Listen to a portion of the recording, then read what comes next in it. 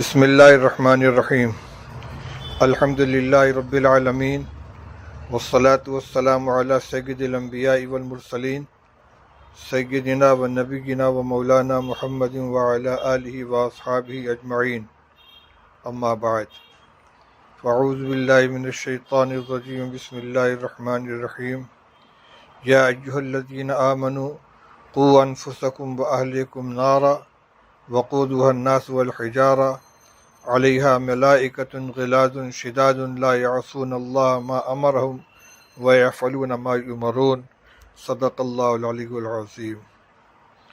محترم بزرگوں، دوستوں، بھائیوں، عزیزوں، آج کی مجلس میں اس وقت کے ایک بہت اہم مسئلے کی طرف تمام لوگوں کو متوجہ کرنا چاہتا ہوں، اور وہ مسئلہ ہے اپنے اور اپنے اہل و عیال اور اہل خانہ اور آئندہ نسلوں کی دین کی حفاظت کا۔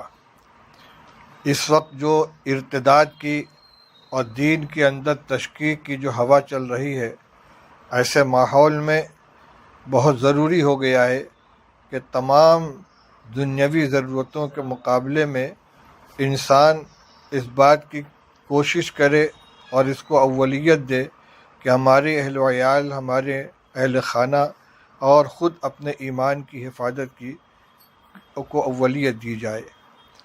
بہت تیزی کے ساتھ ارتداد کی ہوائیں چل رہی ہیں۔ ہماری بہت سی بہنیں غیر مسلموں کے ساتھ جا رہی ہیں، نوجوان بہک رہے ہیں، اور جو سوشل میڈیا ہے اس کے ذریعے سے مسلسل نوجوانوں کو اور مسلمانوں کو دین سے بیزار کرنے کی کوشش چل رہی ہے۔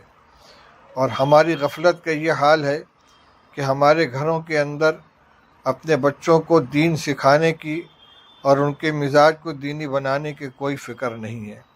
اس لیے اس چند تمہیدی جملوں کے بعد میں آپ سے گزارش کرنا چاہتا ہوں کہ جتنی فکر اپنے بچوں کے کھانے کی، کپڑے کی، علاج کی، رہائش کی کرتے ہیں، اس سے زیادہ فکر اس بات کی کریں کہ یہ بچے مسلمان بن کر جئیں اور مسلمان بن کر مریں۔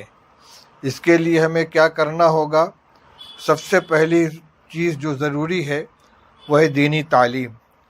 دینی تعلیم چاہے آپ اپنے بچوں کو براہ راست مدارس میں داخل کر کے دلائیں، یا جو مساجد کے اندر مکاتب قائم ہیں ان میں ان کو داخل کرائیں اور ان کو قرآن پاک، دینیات، اردو زبان، بنیادی عقیدے اور جو دین کے ضروری باتیں وہ ان کو سکھائیں۔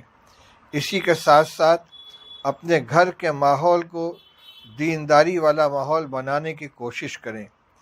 ہمارے دینداری کا یہ حال ہے کہ اگر بہت متقی پرہیزگار ہیں تو خود نماز کی پابندی کریں گے، مسجد میں چلے جائیں گے، نماز سے فارغ ہونے کے بعد تلاوت بھی کر لیں گے، کچھ ذکر و اذکار بھی کر لیں گے، تسبیحات بھی پڑھ لیں گے، بہت شوق ہے اشراق و چاشت بھی ادا کر لیں گے۔ لیکن گھر کے کتنے افراد نماز پڑھتے ہیں؟ عورتیں نماز ادا کرتی ہیں یا نہیں؟ بچے اور بچیاں نماز ادا کرتی ہیں یا نہیں؟ اس کی کوئی فکر نہیں رہتی۔ اس لیے ہم اپنی دینی ذمہ داری کو محسوس کرتے ہوئے اپنے گھر کے افراد کو بھی دین سے وابستہ کرنے کی کوشش کریں۔ جہاں ہمیں اپنی نماز کی فکر ہے، وہاں اس کی بھی فکر ہونی چاہیے کہ گھر کے اندر کوئی بے نمازی نہ رہے۔ رسول اللہ صلی اللہ علیہ وسلم نے تو یہ حکم دیا ہے کہ بچہ 7 سال کا ہو جائے تو اس کو نماز کا حکم دو، اور 10 سال کا ہو جائے نماز نہ پڑھے تو اس کو تنبیہ کرو، اس کو مارو۔ اور آج حال یہ ہے کہ گھر کے اندر شاید ہی کوئی ایسا گھر ہو جہاں 100% نماز پڑھنے والے افراد ہوں، اور مرد بھی نماز پڑھتے ہوں، عورتیں بھی پڑھتے ہوں، بچے بھی پڑھتے ہوں، بچیاں بھی پڑھتی ہوں، مرد مسجد میں جماعت کا اہتمام کرتے ہوں۔ اسی طریقے سے زندگی کو سنت اور شریعت کے مطابق گزارنا، کھانے پینے کی کیا سنت ہے، سونے اٹھنے کی کیا سنت ہے، بچوں کو سکھایا جائے۔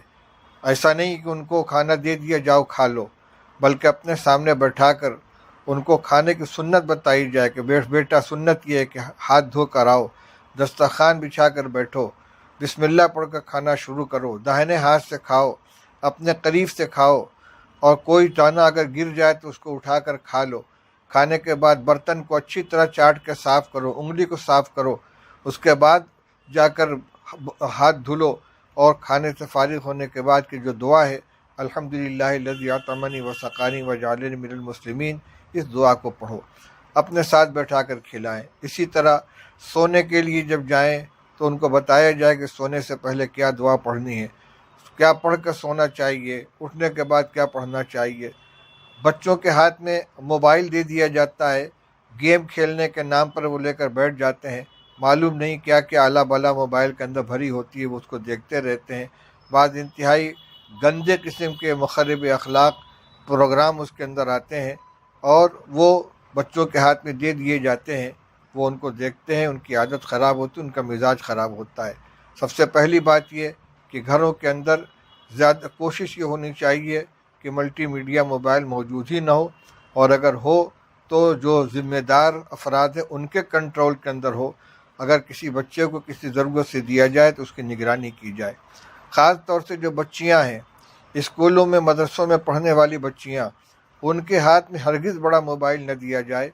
وہ اپنے سہیلیوں کے نام پر کس سے باتیں کرتی ہیں، کس سے ان کا تعلق ہو رہا ہے۔